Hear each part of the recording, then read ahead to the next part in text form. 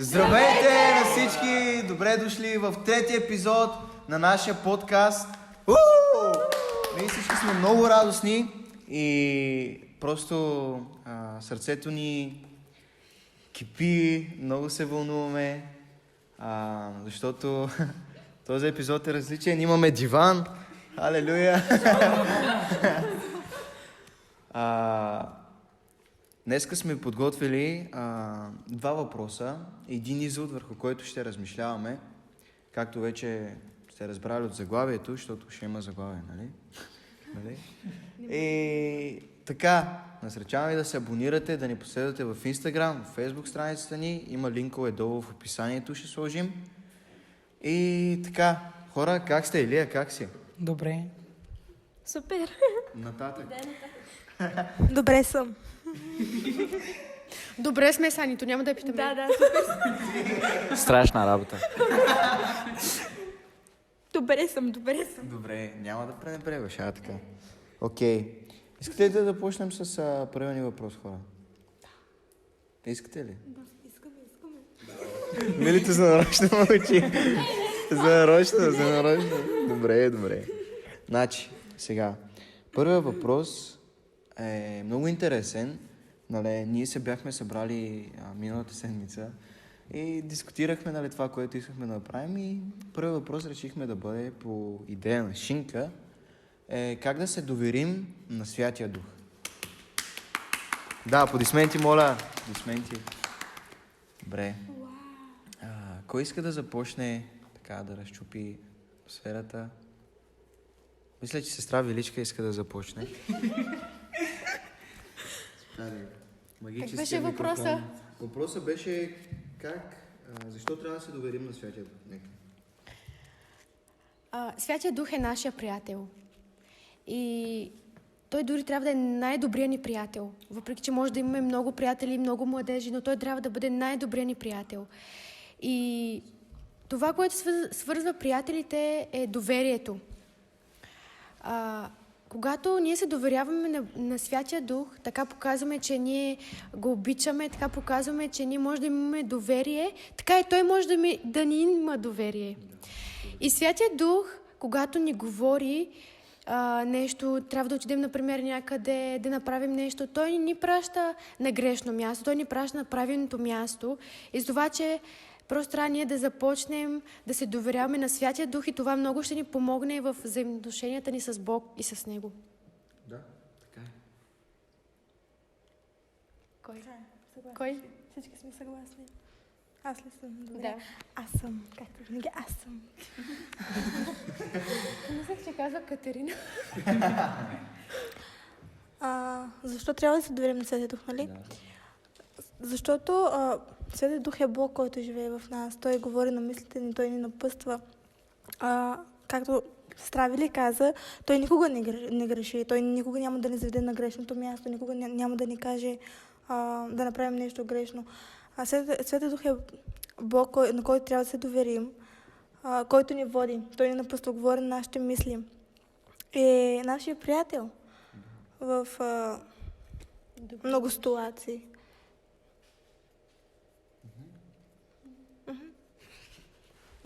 Вие така си го подавате. Да. Добре, така става. Окей. Да, както казаха, Святия Дух живее вътре в нас. Тоест Бог живее вътре в нас. Ние няма как да имаме доверие на Него, след като нямаме общение с Него. Преди да общуваме с някой, ние трябва да го познаем. А познанството е чрез общение. Да. Така че ние можем да го познаем само чрез общение с Него. Усещам, че Ани е наред. Аз съм.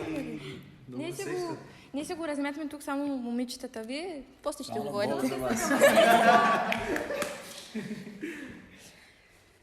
Както всички казахте, Святия Дух живее вътре в нас. Той е личност, той е нежна личност, която живее вътре в нас и мисли и има най-доброто за нас. Той е подготвил нещо велико за всеки един, но ние трябва да се научим да му се доверяваме. Човек, за да се довери на някой, трябва да го опознае, трябва да знае кой да общува с него. Това става чрез съобщение, както каза Шинка. Ние трябва да се научим да му се доверяваме, след като го опознаем, след като разберем, че той е вътре в нас, че той живее в нас. И така ние ще можем да му се доверяваме много по-лесно и ще разберем, че той има нещо велико за нас. Амин. Абсолютно. Някой иска да добави нещо? Да. Ами да, Святия Дух е третата личност от Троицата.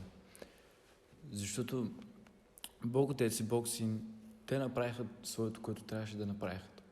Затова Исус бе наранен на кръста, убит заради нас. Когато Той се възнесе, Той изпрати Духът си.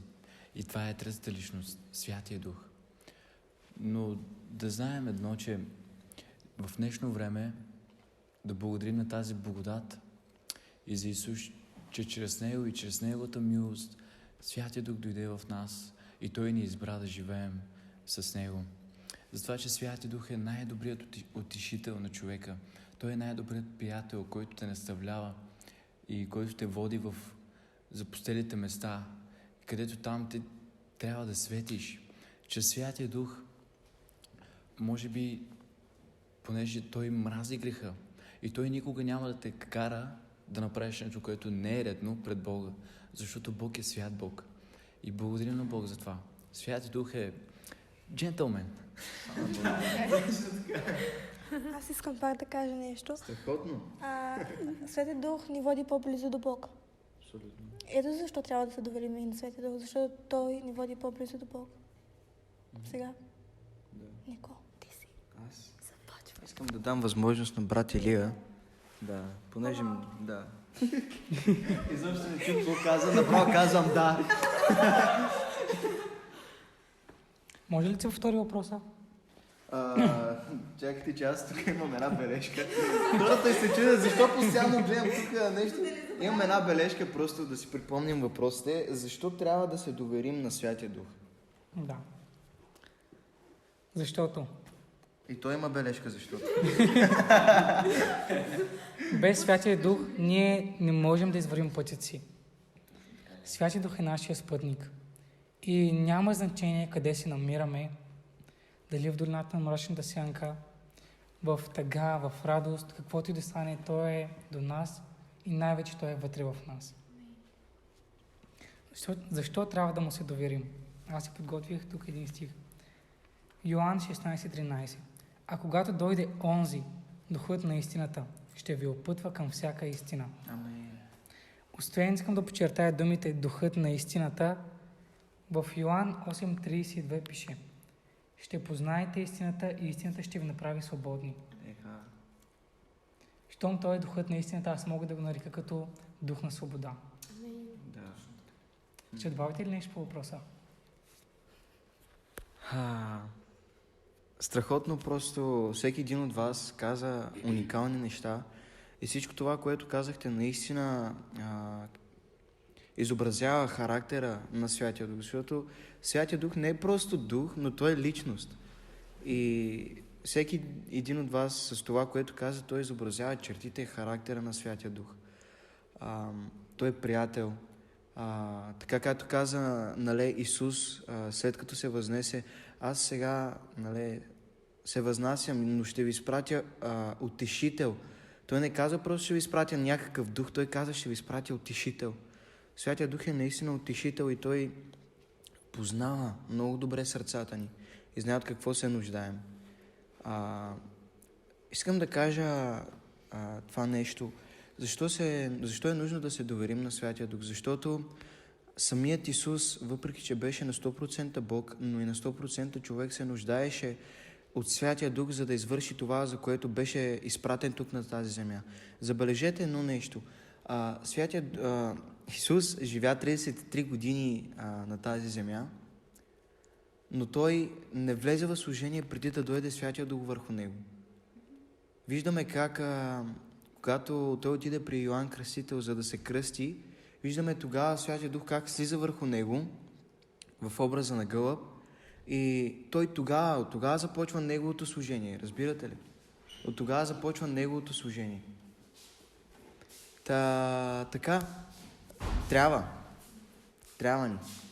ни Святия Дух. Е нужно да се доверим, да. След кратка пауза, пак отново тук сме, продължаваме. И живота продължава. Най-хубавата фраза. Да. Искам само да уточня и да кажа това, което Илия каза с този стих. Може ли да прочетеш пак? Двата ли? Втория. Йоан 8:32. И ще познаете истината и истината ще ви направи свободни. Значи тук разбирам едно нещо. Че толкова повече, когато познаваме Святия Дух, толкова повече ние ще живеем в тази свобода. Само на Бога за това. Халелуя. Аз искам да кажа, че Бог открива неща чрез духа си. А духът издирва всичко. И както се казва, Бог говори чрез нас, говори чрез Библията и чрез песни, чрез много неща Бог може да ни говори. Абсолютно. Шакава. Искам да кажа нещо. Аз искам да кажа един стих от Библията. 2 Тимотей, 1 глава, 14 стих. Онова добро нещо, което ти е поверено, опазри чрез Святия Дух, който живее в нас. Това добро, което Бог е вложил в нас, и ние чрез вярата, чрез доверието си в Святия Дух, ние просто можем да разрастваме това добро. И можем да започнем да даваме това добро на всички около нас и да го показваме. Страшна работа. Някой? Абсолютно. Страшна работа. Някой иска ли да каже нещо? Добре, дай да съм. Окей. Повярвайте ми, аз съм насърчен на всичко това, което говорихме и казахме. Просто всичко е толкова уникално. Примерите от Словото, нещата, които виждаме и знаем от други хора, от пасторът ни, като за личността, за Святия Дух.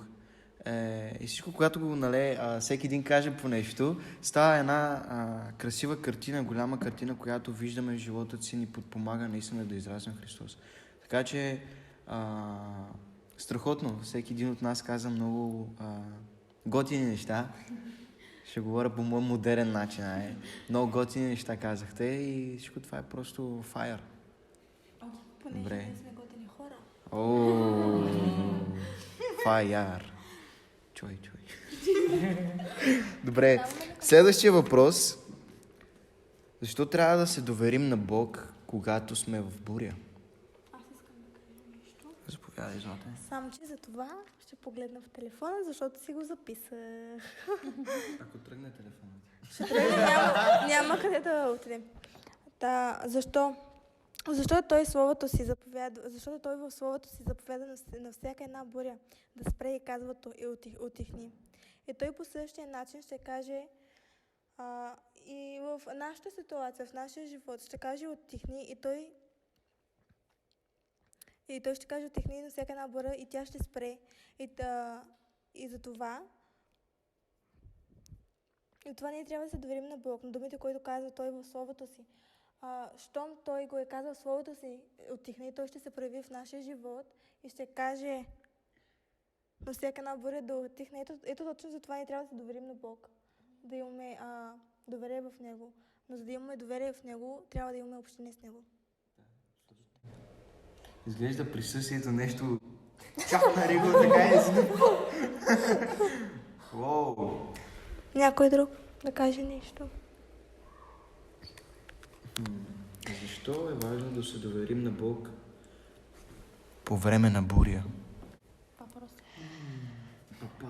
Когато сме в буря, доверието ни в Бог показва вярата ни към Него.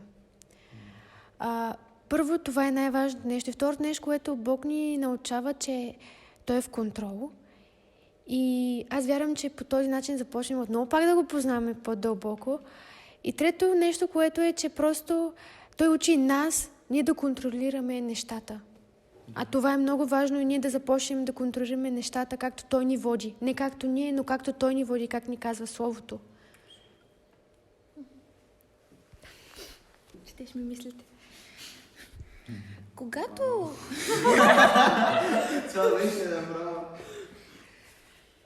Когато преминавам през нещо, през буря, ние много често така се насочваме погледите си само към това, през което преминава, че е много лошо, че ни е много трудно и просто сме много насочени само към това, но не виждаме, че ако имаме доверие в Бог и вярваме, че Той може да ни извади от това, в което сме, в това положение, в което се намираме, ние ще преминем през бурята много по-лесно и много по-леко, защото ще знаем, че Бог е с нас, че Той винаги до нас и че Той ни пази и закриля от всичко, което всичко, което преминаваме. Когато имаме вяра в Него, имаме доверие в Него, ние ще знаем, че Той винаги е с нас и няма да ни изостави.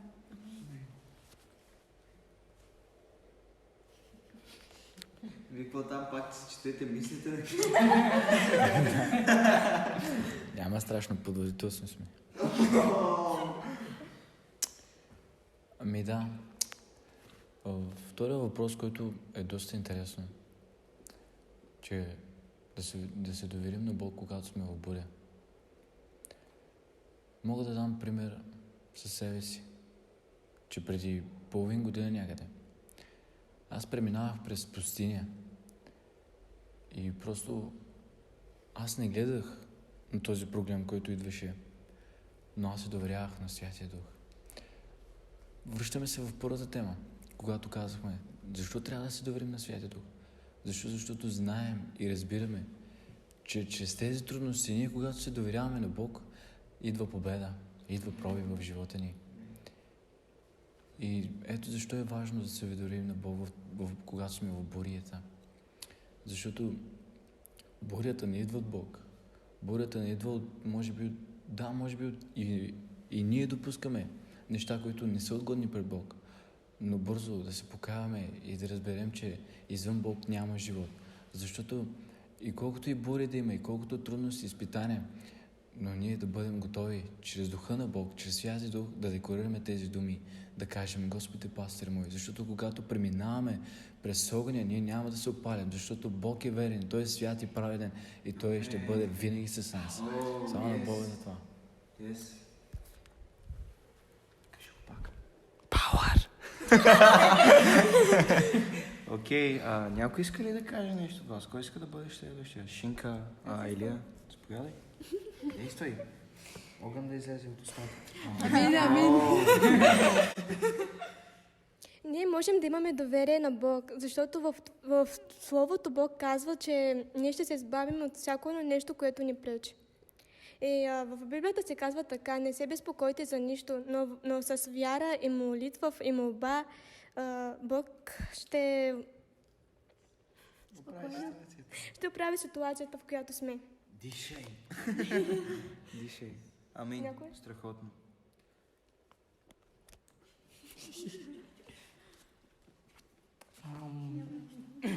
Пи вода. Чакай малко, виж какво пише тук. Както нали има една така думичка, пи студена вода да ти мине главата. Твоята вода ма е по-вкусна. Ще покажем, що е така. Кажи защо е така.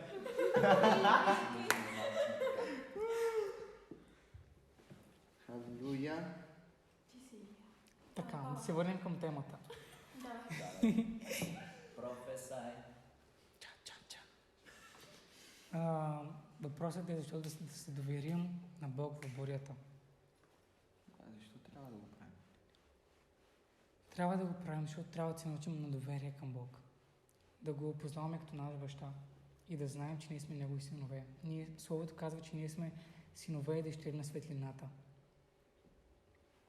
Трябва да се научим да се доверяваме на Бог, защото Бог е този, който казва, че е. Трябва да осъзнаем тези неща, защото Словото ни казва, че още преди създаването на света Той се е мислил за нас. И аз мога да кажа на всеки един от това место, на всеки един зрител, ти си сбъдната мечта за Бога.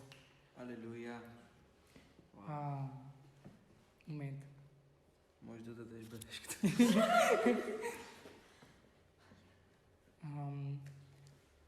Бог е бил наясно с каква цена те е създал. Бог, щом си е мислил за теб, Той е знаел, ако аз създада Него, ако аз създада нея, аз ще трябва да дам сина си за тях, защото Бог винаги е напред. И Той винаги знае какво ще се случи.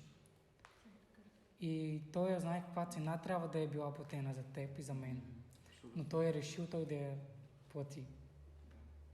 И е знаел, че трябва да изпрати духът си, да даде част от себе си, за да умре, и да даде част от себе си, за да живее вътре в нас. Това показва цялата му любов към нас и просто ние трябва да се научим на доверие към Него. Трябва да се научим, че Той е верен Бог и че Словото Му е живо. Да. Това е. Има ли 5 хора, които могат да дадат слава на Господа? Някои са готови да хвърлят телефони. Вау! Аз съм благословен от всичко това, което казахте. Но аз искам да дам един много интересен пример, който е за получение и за разобличение. Спомняте ли си, когато Христос и учениците бяха в лодката? Но само, че Христос... само, че Библията описа, нали, как Христос беше в дълбините на кораба. Той беше вътре в кораба и спеше. И буря се зададе. И учениците се оплашиха. И след това казаха на някой да отидат да събудят Исус, за да може, нали, той да заповяда на бурята да отихне. И Исус сбъдна тяхното желание. Той направи това, което те искаха. Но след като го направи, какво каза? Маловерци, защо се оплашихте? И това е много една поучителна история. Вместо те да се доверят на Бог в бурята, те се паникьосаха, те се оплашиха. Да, понякога бурята е толкова страшна, че дори и страх идва в живота ти, съмнение идва в живота ти. Дали лодката ще устои, дали ще може да излезне след тази буря. Какво ще се случи изобщо? Какво ще ми предостави това нещо? Но твоето упование към Святия Дух е твоето упование към Бог. Твоето отношение към Божието Слово е твоето отношение към самият Бог. В тази буря ти можеш да се предадеш на Слово, можеш да се предадеш на молитва, можеш да се предадеш в потокът и, как да кажа, благоуханието на Святия Дух. Когато ти го направиш, ти един вид се доверяваш на Бог в бурята. И забележете дадено нещо. Щом Бог казва, защо се оплашихте, мисля, че дори в Библията го пише, не съм сигурен. Защо не заповядахте на бурята или нещо такова, не се сещам. Тоест, те имаха властта да кажат на облаците, на бурята да спре и тя щеше да спре. Но те се оплашиха и се паникьосаха, не знаеха какво да правят.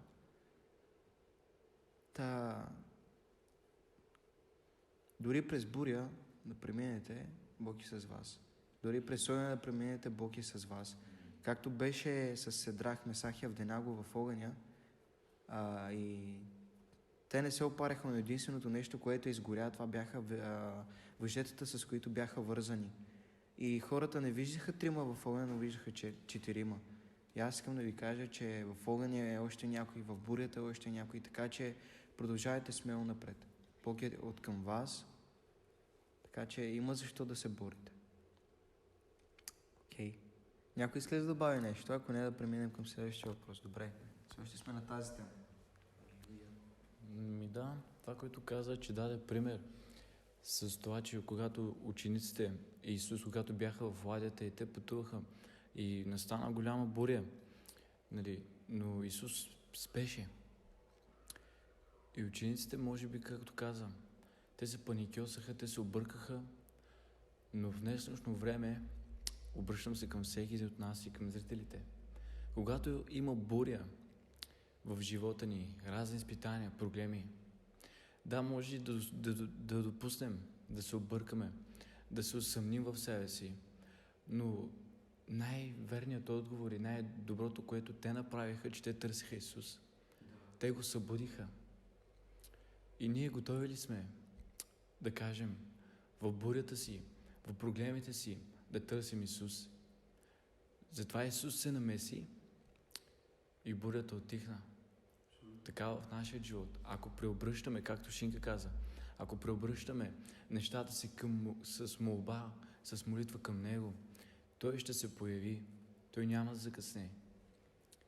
И затова, че Бог е свят и праведен. И Той обича всеки от нас. И Той няма да ни остави. Дори когато сме в дълбочината, в ямата, сещам се за Йосиф. Той беше дълбоко в ямата и нямаше никой до него, но Бог го виждаше и той ценеше верността към него. Затова един ден Бог го издигна като фараон в Египет. Така и Бог може да издигне нас по такъв начин, както никога до сега. И слава на Исус за това. Някой иска ли да каже нещо? Я ще добавя. Другия път ще с микрофоните. Амин. Амин, амин, амин, амин, амин. И моята не е такова. Когато говорихме с доверие, ми даде един пример в главата от Библията. Този пример е Йов. Йов. Накратко искам да обясня какво се е случило. Когато дяволът е отишъл при Бог и му е начаквал за Йов, Йов беше с огромна вяра и доверие. И дори когато 10 му деца умряха, дори когато изгуби цялото си богатство за един ден, дори когато собствената му жена и собствените му приятели са се настроили против него, само той знае как се чувства с всичко това за един ден. Но защо се е случило това? Защото това е било изпитанието на неговата вяра. Защото Бог е бил сигурен, че той ще се справи с всичко това. Така както Бог е сигурен, че ние ще се справим с всичко, което идва срещу нас. Защото Божието доверие към нас, то не свършва. Божието сърце топти, Божието сърце гори и Божието сърце копнее за нас. Да види как живеем съдбата си в чистота, в пълнота, със Святия Дух. И да види как уповаваме на Него и се доверяваме на Него с всичките си сърца, с всичкия си дух и с всичката ни сила. Yes. Страхотен пример е Йов. Той също е един от любимите ми герои в Библията. Но се сещам за още една история с Исус и с учениците. Когато им заповяда да минат от другата страна с ладията. И отново се зададе буря. Но този път Исус не беше с тях. Това мисля, че беше първия път и втория път ли беше това? Окей. Не съм сигурен. Исус ходи по водата по време на самата буря. И те се плашиха и казват: "Але, призрак!" Бабас! Да, имахме песен така. И те се оплашиха и казаха: "Призрак!" И той каза: "Не бойте се, аз съм." И тогава Петър каза: "Добре, Господи, ако си ти, нека ходя с теб по водата." И той направи крачка на вяра. Започна да ходи по водата и виждаш, и той го сещаше. Не знам той как се е чувствал, докато ходи по вода. Но реално е. Факт. Той ходеше по вода, но Библията казва, тогава бурята се усили, ветровете станаха по-големи, дъжда започна да вали по-усилено, и той тогава се оплаши. И тогава започна да пътува. Много е важно в проблемите ти, в бурите ти, в това, което преминаваш, българския ми, от това, което преминаваш, просто да не се боиш, да не се ужасяваш. Да не се ужасяваш, но да се довериш на Бог, защото има такава опция, в която и ти да ходиш по водата, ти да ходиш над проблемите, ти да ходиш над тревогите ти. Добре, някой иска ли да каже нещо и да преминем към извода? Иска ли да преминем към извода? Иска ли да кажете нещо? Извод. Добре, сега. Той е пак като въпрос. Познаването и доверието ни към Бог, познаването ни и общението ни с Бог води към доверие към самият Него. Какво мислите за това? Не го задам отново. Познаването ни и общението ни с Бог води към доверие към самият Него. Какво мислите за това? Да, така е. Даже Шинка и Александър го казах от първото. Ако няма общение, няма как да дойде доверието. И ако няма доверие, няма как да вярваш на Бог, няма как да му се довериш, защото вярата и доверието са близки. Когато човек се доверява на Бог, той дава от себе си, дава и показва любовта и доверието си към Бога, че му има доверие. А именно Бог иска да ни научи на доверие в Него и вяра в Него. Защото Той е нашия баща, иска да научи децата си, че са в сигурност, че няма, дори да има беди, дори да има бури, може да ходим по водата, може да вземем контрол над бурите ни в живота. Някой друг?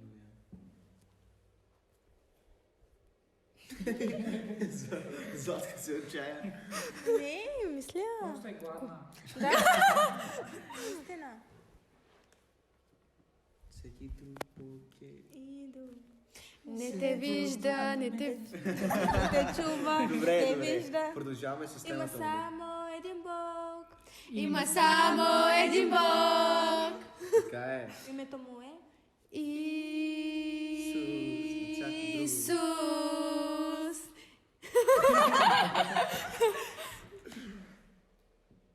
Аз вярвам, че ти има какво да кажеш.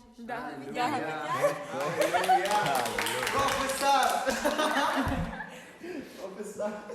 Може ли малко да повториш въпроса? Познаването и доверието ни към Бог. Не, чакай.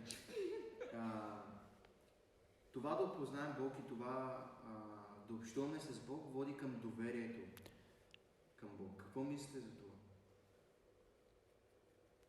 Ами да, доверието. Нали? Защото ние от началото говорихме за доверието. Да. Но в една гледна точка аз мога да го преобърна и към победа. Защото по-силен е този, който победи света. И този, който победи света, той живее вътре в нас. И затова ние, ако се доверяваме на Бог, ние, ако стояваме в бурите, в изпитанията, не само ще имаме доверие, но ние ще ходим в победа и в слава. Така че Татко Бог е добър Бог. Тъй. Ти ли си? Не, аз не съм. Не съм аз.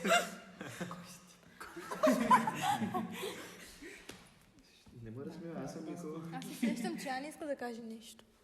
Как го... Четеш ли ми мисли? Да.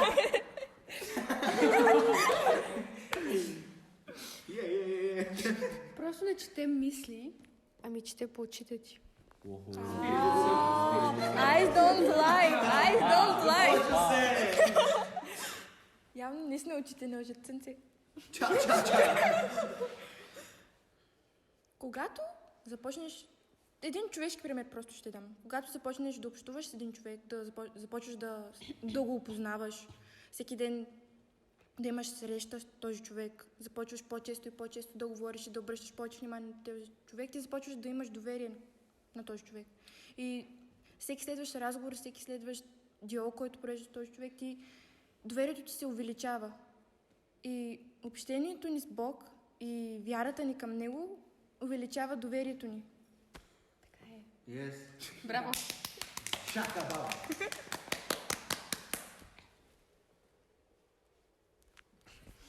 Кажи каквото имаш да казваш. Той си. Както казахме, познанието и общуването води към доверие. А ние няма как да имаме доверие, ако ние не познаваме един човек. Ние трябва да прекарваме време с него, за да можем да споделяме това, което имаме. Първите неща. Това първите. Така е. И искам да прочета един стих, който си го написах. Давай! Второто послание на апостол Петър, 1 глава, 21 стих. Защото никога не е идвало пророчество на човешка воля, а святите...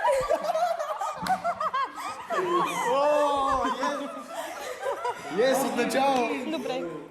Второто послание на апостол Петър, 1 глава, 21 стих. Защото никога не е идвало пророчество по човешка воля, а святите човеци са говорили от Бога, движени от Святия Дух. Казвам се го, че е така всичко, което става не по-човешки, а Бог им говори. Вау! Огин! Страшна работа. Това е много силно. Нямам да ви. Някой друг? Еликата. Давай. Елика, давай, професай. Айде, какво беше? Ко?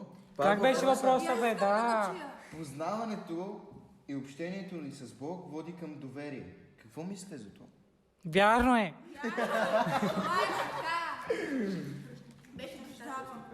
Потвърждавам! Да. Така. Говорихме... Какво говорихме? Може-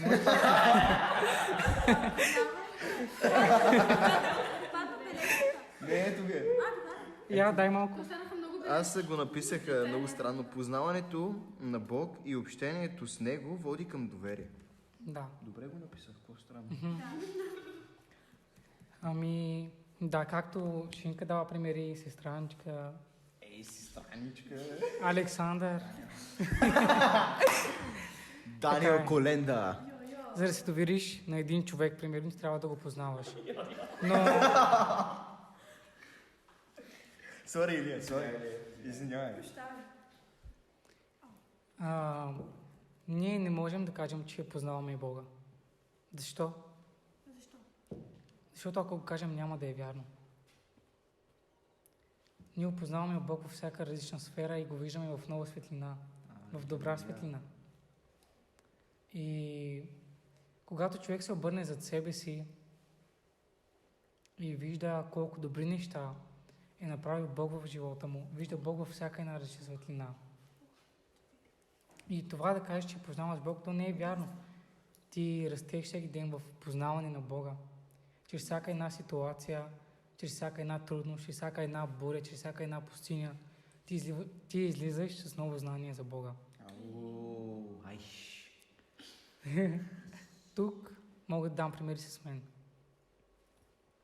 Понеже наскоро преминавах през пустиня и още преминавам. И когато се молих, отчасти разбирам защо е така. Защото Бог ни учи да сме верни в малкото. Когато сме верни в частица от духът му, ние ще сме верни в голямото присъствие, защото Бог казва в последни дни ще излее духът си мощен над всяка една твар. Когато сме верни в малкото, ще сме верни в голямото. Yes. И да. Хареса ми как по време на това, което каза, паузира. Ами... Инфлуенсърска работа. Жоро Игнатов. Вау. Това е просто уникална тема.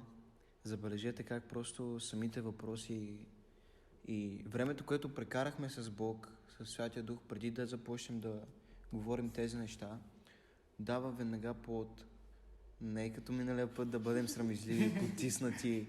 Сега сме много по-свободни, има свобода, има freedom. Халелуя. Всичко разбрах. Freedom е свобода. Всичко разбрах. Да, вярно. Всичко разбрахме. Халелуя. Ами, забележете, че дори учениците на Исус, 12-те апостола, те бяха постоянно с Него. Те бяха нон-стоп с Него, така да го кажа. Но пак в един момент в Библията четем, казва, това, което не разбирате сега, след време ще разберете. Винаги има какво да научим, винаги какво да разберем, винаги има какво да натрупаме като опит. Защото познаването и общението с Бог води към доверие, но има степени на това доверие. Има степени в това да се довериш, когато всичко ти е окей. Има разлика между това да се довериш, когато нищо не е окей в живота ти. И това са степени, в които ти трябва да се научиш да се довериш на Бог. Ако не ти достига твърдост и увереност в това да се доверяваш на Бог, когато нищо не е окей в живота ти, то тогава ти трябва да започнеш да общуваш повече с Него, за да можеш да го познаваш, за да дойде повече доверие в живота ти и за да може, когато нищо не е окей в живота ти, пак да му се доверяваш. Всичко е на степени. Просто колкото повече даваш от себе си, колкото повече позволиш на Бог да се разкрие в живота ти, толкова по-голям е Той. Толкова повече ще работи в живота ти. И слава на Бог за това, че Святия Дух ни учи да се доверим на Бог повече, за да може Той да работи повече в младежките ни събрания. И вече 3 седмици, 3 служби така, включвам и съботата, имахме уникални преживявания със Святия Дух. Имахме уникални преживявания с Бог и аз вярвам, че Той иска да ни заведе на по-дълбоко и както обичаме да казваме, най-доброто... Ти първо предстои хора. Обожавам, когато казва хора. Хора, видяхме Ханзавур, вика. Таралеж. Има клип. Да. Искате ли да научите нещо на цигански? Таралеж означава Ханзавур. Кидя?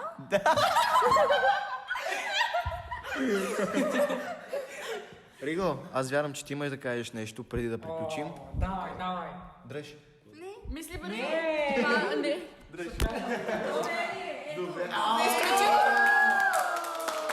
Професор. Значи, така, внимание. Какво да кажем за това, което Никола каза? Да, всичко е... Насърчен съм от това. Български куца.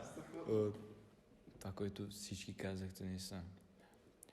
Но най-голямата чест, най-голямата привилегия и аз разбирам най-голямото нещо, което е, че сега в днешното време ние имаме Святия Дух. Святия Дух е дадено за нас. Имаме благодат. Благодатта и Святия Дух, те се държат ръка за ръка. Вървят заедно. И ако няма благодатта, ако няма Святия Дух, с нас е свършено. Но да благодарим на Бог за Неговата милост и за това, което Той показва всеки ден към нас, любовта си, милостта си, че може да имаме шанс и благодат да се доближим повече до Него, да се доверим повече до Него, да ходим в слава, в победа, да разберем това, което Бог иска от нас да вършим, защото... Давай! Стрес.